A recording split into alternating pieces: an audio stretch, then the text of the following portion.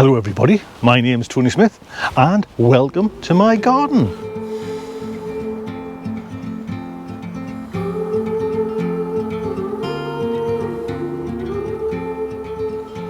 So today we're going to talk about potatoes, and we're going to talk about potatoes in pots, and more to the point we're going to talk about Tony O'Neill and Simplify Gardening and his method or his new way of doing potatoes in pots. I tried it this year and I just want to find out, because now's the time to have a look and to see if it's worked. So growing potatoes for me is a bit of a new thing in pots. I did it last year and to be honest I struggled with it. I had it, I'll just turn you around there. I had it over there, there was about 15 to 20 pots over there, and I struggled with a number of things and I didn't get the crop I wanted, or I was a little bit disappointed with the crop, as everyone was saying it's such a good method of doing this. So I tried this year again with the pots. You always keep on going, but I tried, like I say, Tony O'Neill, Simplify Gardening. He had a certain method, a certain way, because I think one of the main things for me was the pots dried out, and no matter how many times I could get up and water them, it wasn't enough for the potatoes in the pots. There was a few other things. I should have buried them in the ground, which I didn't do, and I should have just made sure that the soil, the moisture soil, was as moist as I could get it. And like I say, sometimes it's impossible to do that. You can't come up that many times. So I watched and I'll put a link down to the actual video that I watched, and the method I did this year, and I want to just pull out a tub of potatoes and just to see if it's any worse, if it's any better, is it worth carrying on. So these are two of my potatoes now, which are for Christmas. So I planted these about a few weeks ago. But the really cool thing, or the really neat thing that Tony came up with, was this method of putting straw on. Now this is rapeseed straw, and it's like a horse bedding, and you put it on a couple of inches thick, and his theory was that it'll keep everything nice and moist. So, and what I was concerned about, and what a number of people mentioned, is when you put it on, does it fly away? And it doesn't. You know what I mean? Once it gets wet, it just seems to like knot into itself and bind into itself.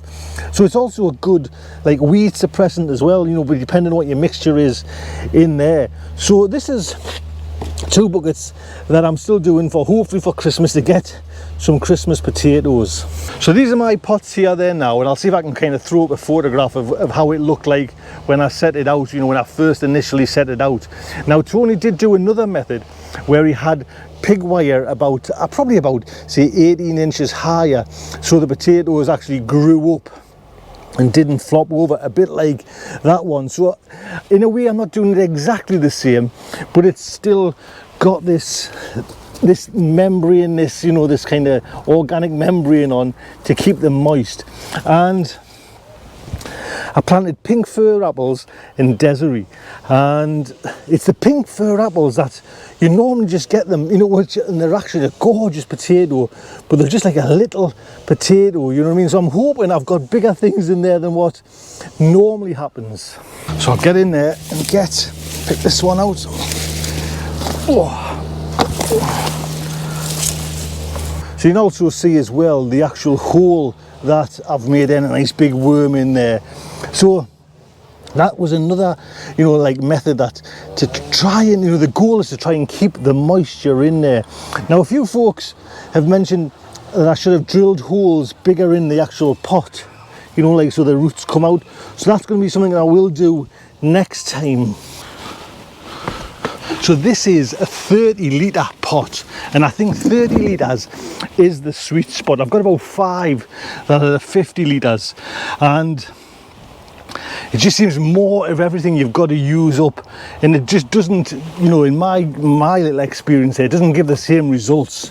So let's get this tipped out. I'll just bring it down here so you can see a little bit better, so I can get the camera on it. Right, I'll stick that there. So let's see. There we go, there's one at least.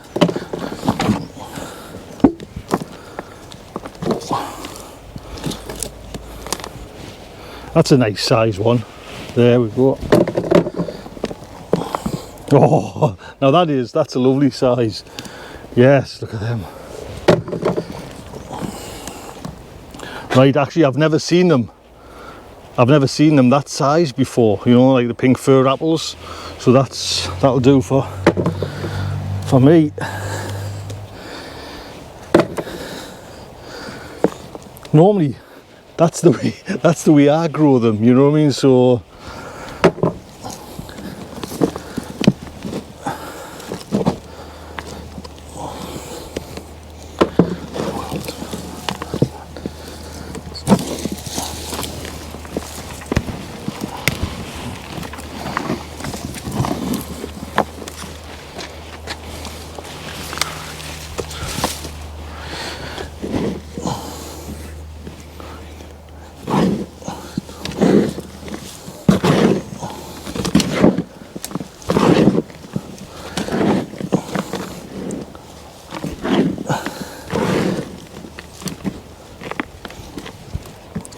I planted these on the 27th of March this year, and I think that's it. And what I've been using this compost for now is putting in carrots now for Christmas, you know, like it's a great additive as well, this straw, to bring in some brown manure. So I'll try one more while we're here. Looking for a pink fir apple. There we go.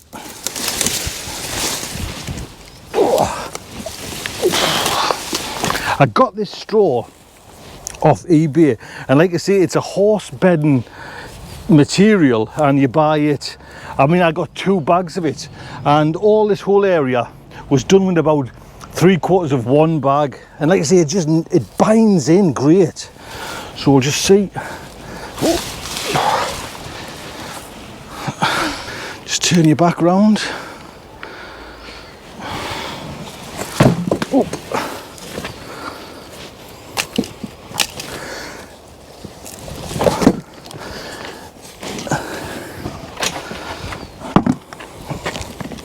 That is just, oh, you can almost hear that, you know what I mean? It is damp as anything, moist. And you can see, I'll just put that box down there. Still a great haul.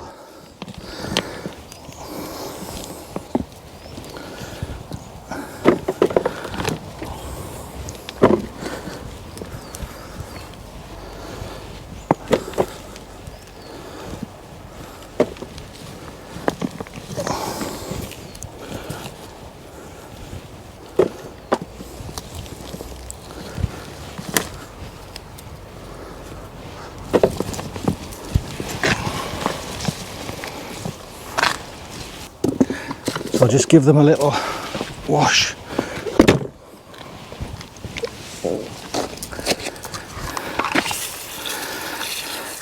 I'm chuffed a bit with that, to be honest. I can see straight away. And these are a main, I don't know if you've ever grown pink fir apples before. I'll just get that running. But these, you know, you never really get them, you know, like big ones like that. That's a nice size one there. But I'm pulling out now because the ground's so moist. You know, they're just fantastic, you know what I mean? The size of them actually is tremendous. I don't think I grew them this big before. So there we go. Actually, I'm really pleased with that. And I didn't follow every method of Tony's tips in that video. I think next time I definitely will work out how to put some wire down and get it so that, you know, you can see like the potatoes aren't kind of falling over all over the place. But for a first try with this straw, you know, like I say, you can just incorporate it into your garden afterwards as well. It seems to have like worked a treat, you know, and just kept everything nice and damp. I'm chuffed to bits with that. So there we go. I'm really pleased with that. Like I say, I don't know if you've tried pink fir apples, you know, before, but to get them that size is quite remarkable. Do you know what I mean? I've never seen it them big, you know, that big before. I mean, that's they are like a little potato, a little tuber, and you average them, you know, roughly like that, you know, like a little new potato, although they're a main crop. But that straw must have worked. It has, you know, you can kind of feel the moisture still in the ground, that it hasn't dried out the soil, it hasn't dried out the potato plant itself. They're still green, they're still growing fine. When I had them over there, no matter how many times I was, you know, watering them, I was fighting all the time. It wasn't enough water. Where this just takes that pressure off. This is what I'm feeling. It just takes that pressure off. And yes, you know, watch my old video. I'll put a link up so you can watch it there. But you know, you do put feed into the tubs as well. That's a kind of given, you know, like bloodfish and bone, and I put chicken pellets in there. And watch Tony's video. I'll put a link again down there, see how he does it.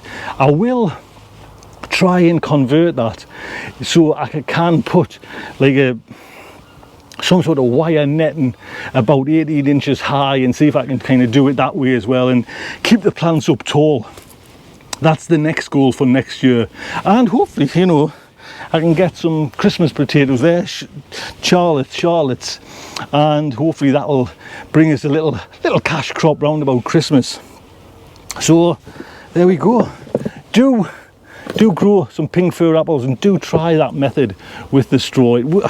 To me, it seems to work a treat, you know what I mean, way better than the last time. Look after yourselves, take good care.